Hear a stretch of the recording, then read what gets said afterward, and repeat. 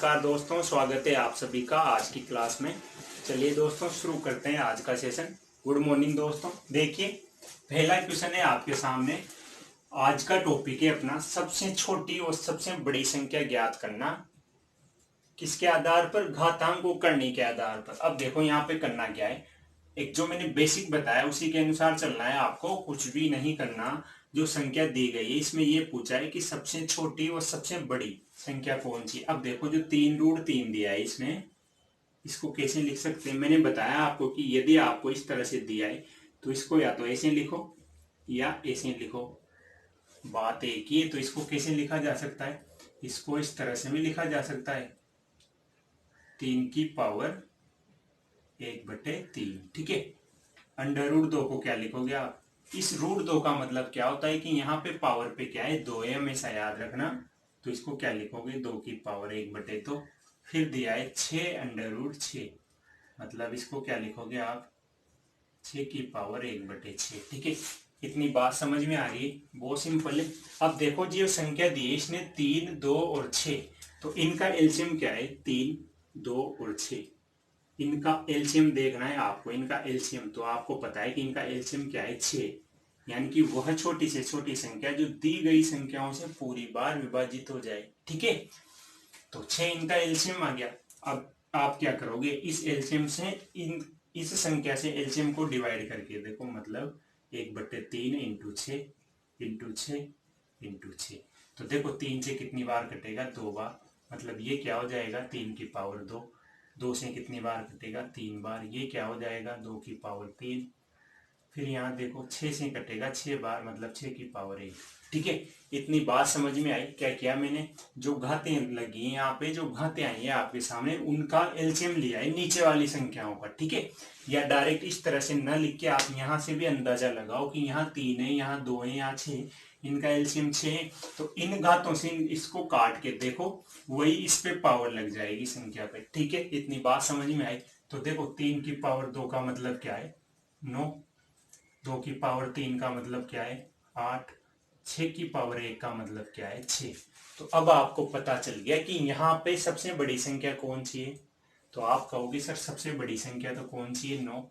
सबसे छोटी संख्या कौन सी है, 6। तो जो क्वेश्चन दिया है उसके अकॉर्डिंग आपका आंसर क्या आ गया, सबसे बड़ी संख्या। सबसे बड़ी संख्या तो कौन सी है, 9। 9 का मतलब 3√3। ये तो क्या है, सबसे बड़ी संख्या। सबसे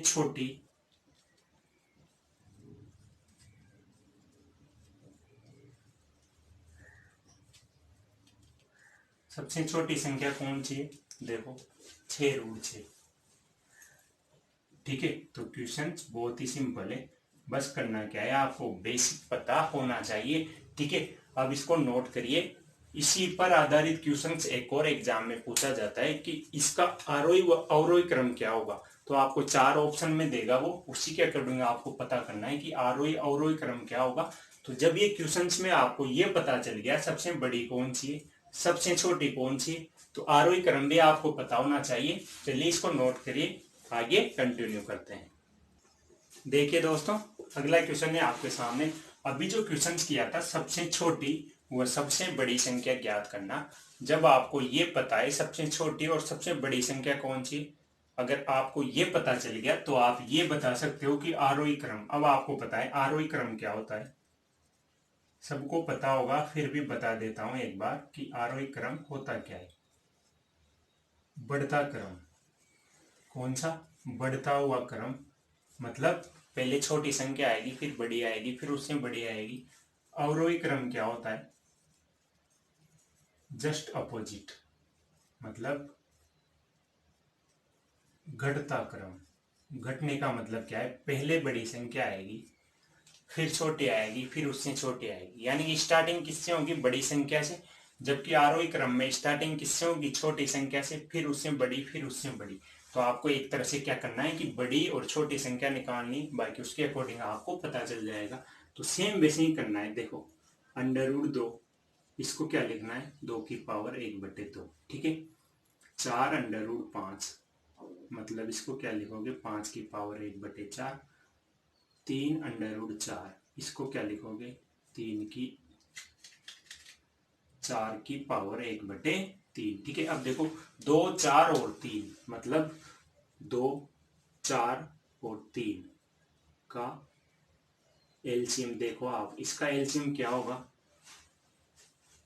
ऐसी संख्या छोटी से छोटी जो तीनों से कट जाए, यानी कि तीनों तीनों का उसमें पूरी पूरी भाग चला जाए। तो आप कहोगे सर 12, 12 में 2 का भी भाग जा रहा है, 4 का भी जा रहा है, 3 का भी जा रहा है। ठीक है, तो इसका एलसीएम कितना आ गया? 12। तो इस 12 से क्या करोगे आप? ये जो डिवाइड, जो घातें लगी है नीचे वाली संख्या, इसका भाग दोगे। तो देखो 12 में 4 का भाग कितनी बार जाएगा? 12 में 2 का भाग 6 बार। तो आप क्या करोगे? 2 की पावर 6 लिखोगे। फिर 4 का भाग 12 में कितनी बार जाएगा? देखो 3 बार। तो आप लिखोगे 5 की पावर 3। फिर देखो यहाँ पे क्या होगा? 12 में 3 का भाग कितनी बार जाएगा? 4 बार। तो आप क्या लिखोगे? 4 की पावर 4। बात समझ में आई? अब क्या करना है? 2 की पावर 6 कितना होता है? देखो 2 की पावर 6 होता है 64। देख लो, 2 into 2 into 2 into 2 into 2 into 2, ये 4 इंटू 4 इंटू 4, 4 इंटू 4 16, 16 इंटू 4 64। यानी कि 2 की पावर 6 तो कितना हो गया? 64। 5 की पावर 3 कितना होगा? 125। 4 की पावर 4 कितना होगा? अब देखो 4 की पावर 4 का मतलब है 256, 256। ठीक है, अब आपसे ये पूछा है आरोही क्रम और अवरोही क्रम। क्वेश्चंस में एक ही चीज पूछी जाएगी, या तो आरोही क्रम पूछेगा, या अवरोही क्रम पूछेगा, या सबसे बड़ी संख्या पूछेगा, या सबसे छोटी संख्या पूछेगा। 4 चीजों में से एक चीज पूछी जाएगी आपसे। लेकिन मैंने एक ही क्वेश्चंस में एक ही तरीके से आपकी सारी चीजें क्लियर करी है। बस याद क्या रखना है? जो अंडर रूट दिया है उस पर पावर कितनी लगी है वो इधर आके बट्टे में हो जाएगी, मतलब 2 की पावर चढ़ जाएगी। उसके बाद जो संख्या है उसका एलसीएम लेके उसको डिवाइड करके वो पावर यहाँ पे लगेगी, और उसी के अकॉर्डिंग आपका आंसर आ जाएगा। तो आरोही क्रम तो क्या आएगा? आप देखो आरोही क्रम देखो। अब आप देखो आरोही क्रम में क्या होता है? बढ़ता क्रम, यानी कि पहले की कौन सी संख्या आएगी? छोटी। तो देखो छोटी संख्या कौन सी है? Under root 2। देखो अंडर रूट 2, 64 सबसे छोटी है, यानी कि अंडर रूट 2 तो क्या है आप? सबसे छोटी संख्या। इससे बड़ी संख्या कौन सी? 125, मतलब इससे बड़ी है 4 अंडर रूट 5। अब देखो ये जो लेस देन ग्रेटर देन, एक तो ये होता है, एक ये होता है। इसका मतलब क्या होता है कि इस चिन्ह का मुंह, ये जो मुंह है जिस साइड खुला रहता है वो साइड हमेशा क्या होती है? बड़ी होती है। ये हमेशा याद रखना, जिसको पता नहीं हो वो याद रखना। ठीक है, तो देखो सबसे छोटी, फिर उससे बड़ी, फिर इससे बड़ी कौन सी है?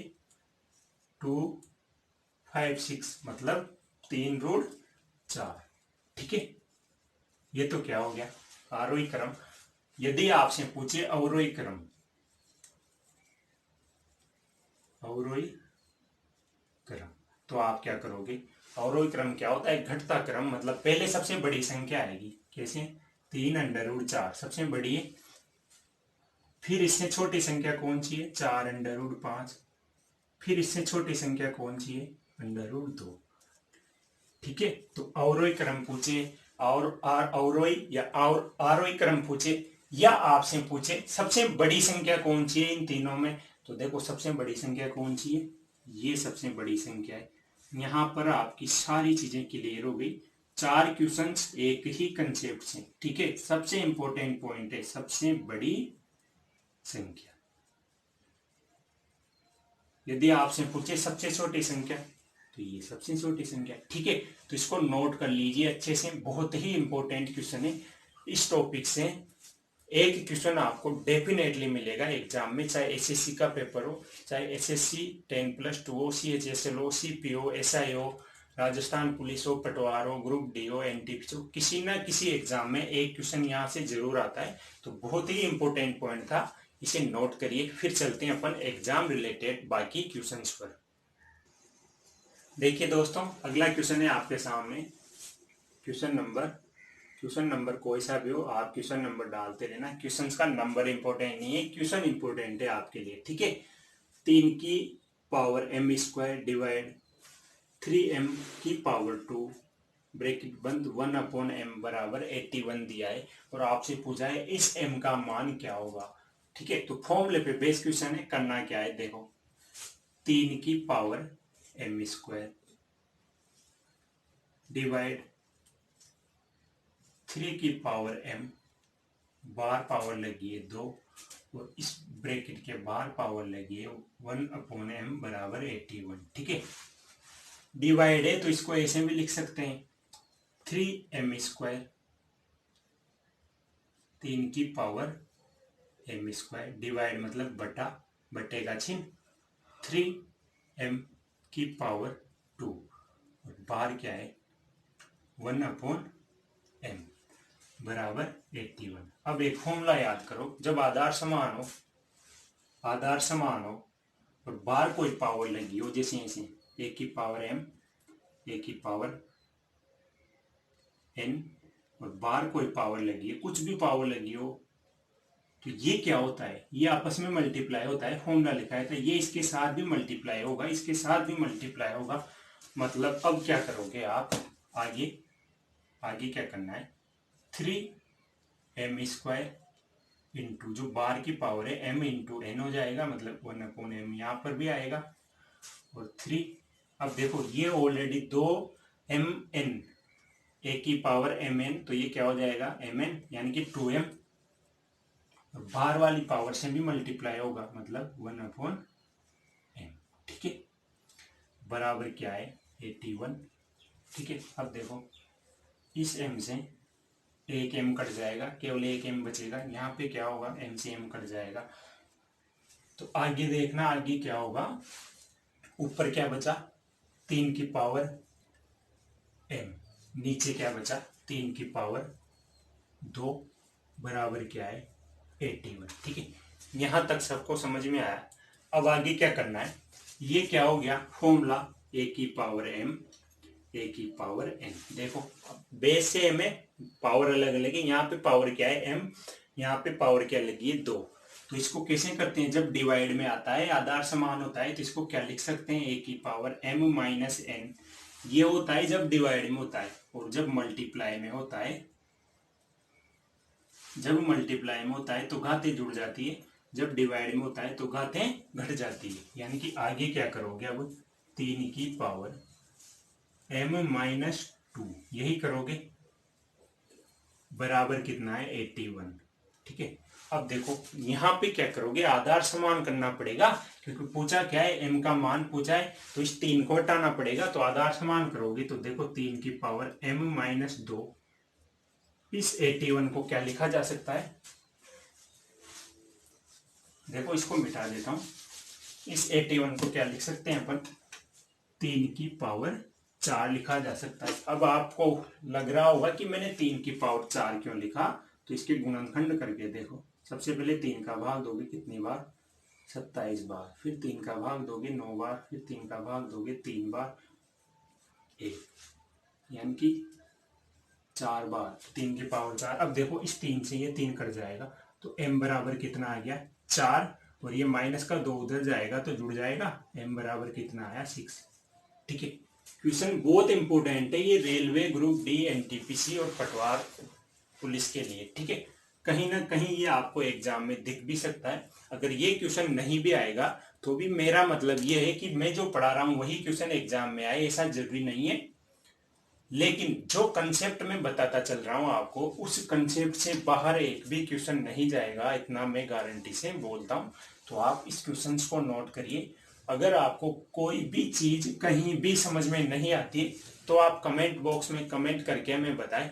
देखिए क्वेश्चन समझ में नहीं आए तो कमेंट करिए, लेकिन अगर आपको ऐसे लगता है आवाज कम आ रही है, वीडियो में कमी है, तो देखिए वीडियो लेक्चर या जो एडिटिंग का काम है हमारा उसमें कमी हो सकती है, लेकिन पढ़ाने में कहीं भी कमी नहीं होगी।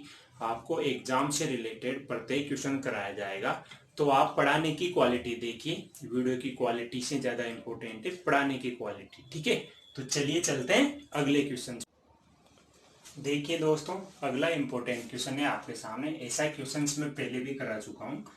पहले क्वेश्चंस और इस क्वेश्चंस में अंतर क्या है, बस एक बेसिक सा छोटी सी चीज समझना कि पहले क्वेश्चंस में क्या था कि 2 की पावर 40 का आधा क्या होगा, ये पूछा था। मतलब 2 की पावर 40 का आधा मतलब 1/2। एक को लिखो या न लिखो कोई फर्क नहीं पड़ेगा। तो ये क्या है, 2 की पावर 1 है। तो ये क्या हो गया, जब आधार समान हो तो ये क्या है, a की पावर m a की पावर n। यही तो है, आधार समान है पावर अलग अलग है। तो इसको सोल्व कैसे करते हैं, a की पावर m माइनस n। तो यहाँ पे आंसर क्या आ जाता है अपना, 2 की पावर 40 माइनस 1 मतलब 2 की पावर 39। ये कब है, जब वो क्वेश्चंस में आपसे ये पूछेगा कि 2 की पावर 40 का आधा क्या होगा। लेकिन इस बार आधा ना पूछ के उसने क्या पूछा है, 2 की पावर 50 का 2 गुना क्या होगा। अब देखो 2 एक ही बार है मतलब 2 की पावर 1। अब ये कौन से वाले घातांक के नियम से हो रहा है, देखो a की पावर m इंटू a की पावर n। मतलब पहले तो क्या था, डिवाइड वाले घातांक के नियम से था, अब मल्टीपल वाले घातांक के नियम से। तो ये घातांक का नियम क्या कहता है, जब आधार समान हो तो गुणा में घातें जुड़ जाती है। इतनी सी बात याद रखना आप, जब आधार समान हो तो गुणा में घातें क्या होती है, जुड़ जाती है। तो देखो यहाँ पे आधार समान है तो घातें क्या हो जाएगी, जुड़ जाएगी। 50 + 1 2 की पावर 51 क्या आ गया इस क्वेश्चन का आंसर। ठीक है, चलते हैं अगले क्वेश्चन पर। देखिए दोस्तों, आज के सेशन का लास्ट और इम्पोर्टेंट क्वेश्चन है। इस क्वेश्चन को कराने से पहले एक बात सुनना, मेरी अच्छे से सुनना बात को, कि जिन बच्चों को ये वीडियो अच्छा लग रहा है वो क्या करेंगे, इससे पहले के वीडियो भी देखेंगे। अगर कोई चीज आपको समझ में नहीं आई है, कहीं भी कुछ कमी रही है, तो वो कमी हमारी नहीं, वो कमी कहीं ना कहीं आपकी है। क्योंकि कोई भी चीज समझ में नहीं आ रही है, यदि कोई भी चीज समझ में नहीं आ रही है तो इसका मतलब क्या है, आपको इस चैप्टर से संबंधित जो बेसिक पढ़ाया गया है उसकी पूरी तरह से जानकारी अभी तक नहीं हुई है। कुछ फॉर्मूले जो मैं बता चुका हूँ वो आपको अच्छी तरह से याद नहीं है। तो आप इससे पहले के वीडियो अच्छे से देखें, फिर इस वीडियो को देखें, जिससे क्या होगा कि जो भी डाउट आपका क्लियर नहीं है वो क्लियर हो जाएगा। और अब क्या करेंगे अपन, इस क्वेश्चंस को करने के बाद इस सेशन को यहीं पर समाप्त करेंगे। ये क्वेश्चंस बहुत ही इंपॉर्टेंट है। क्वेश्चन बस कंसेप्ट पर चल रहा है, क्वेश्चन बहुत लॉजिकल है, बहुत सिंपल क्वेश्चन है। बस जो मैंने छोटी छोटी चीजें बताई थी पहले उसी से रिलेटेड क्वेश्चन है, बाकी कुछ भी नहीं करना है यहाँ पे। जैसे मैंने कहा था किसी संख्या की पावर 0 लगी हो तो इसका मान कितना होता है, 1। ये कब होगा, जब घातांक और करनी पड़ेंगे। यदि अपन वर्गमूल वाली इकाई अंक की बात करें तो इसका मान कितना होता है फिर 4। ये कब होता है, जब इकाई का अंक निकालना हो। लेकिन जब घातांक का नियम पढ़ रहे हैं तब क्या करेंगे, 3 की पावर 0 का मान 1 मतलब 2 की पावर 0, फिर दिया है 2 की पावर -1, फिर दिया है 2 की पावर -2। तो देखो 2 की पावर 0 का मान क्या होगा, 1 प्लस 2 की पावर -1। अब मैंने एक फॉर्मूला लिखाया था, जब आपके सामने इस तरह से लिखा हो तो इसका सॉल्यूशन क्या होगा, इसको क्या लिखोगे, 1/a। यदि आपके सामने लिखा है a की पावर -2 तो इसको क्या लिखोगे, a की पावर 1/a²। यदि आपके सामने लिखा है a की पावर -3 तो आप क्या लिखोगे, a की पावर 3। ठीक है, यानी कि जो माइनस की पावर लगी है वो बटे में आके प्लस में हो जाती है। तो इसको क्या लिखोगे, 1/2। देख लो 1/2 ही लिखोगे। इसको क्या लिखोगे, 1/2 की पावर 2। ये क्या हो जाएगा, 2 की पावर 1। तो देखो 1 + 1/2 की पावर 1 क्या होगा, 2 ही होगा। 2 की पावर 2 क्या होगा, 2 की पावर 2 होगा 4। अब इसका एलसीएम देखो कितना आएगा, 4। एलसीएम लो, यहाँ पे आएगा 4, यहाँ पे आएगा 2, यहाँ पे आएगा 1। तो देखो 4 और 2 6 और 1 7/4 इस क्वेश्चन का क्या आ गया आंसर। बहुत सिंपल क्वेश्चन है, बस करना कुछ भी नहीं है, लॉजिक पे आधारित क्वेश्चन था। तो उम्मीद करते हैं दोस्तों कि आपको ये वीडियो अच्छा लगा होगा। अगर आपको वीडियो अच्छा लगा तो आप इस वीडियो को ज़्यादा से ज़्यादा विद्यार्थियों तक पहुंचाने में मददगार साबित हो। इसके लिए आपको क्या करना है, चैनल को लाइक करना है और ज़्यादा से ज़्यादा शेयर करना है। इसके बाद अपन मिलते हैं अगले वीडियो में, तब तक के लिए धन्यवाद।